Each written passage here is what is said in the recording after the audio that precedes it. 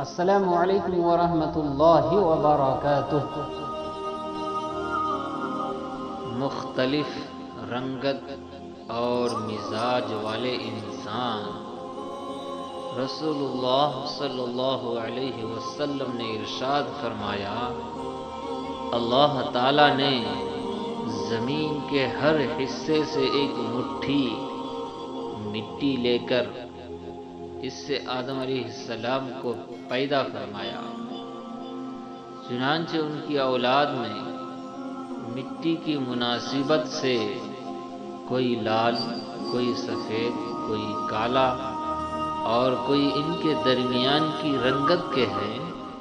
اسی طرح کچھ نرم مزاج، کچھ سخت مزاج، کچھ بری طبیعت اور کچھ اچھی طبیعت کے انسان ہیں۔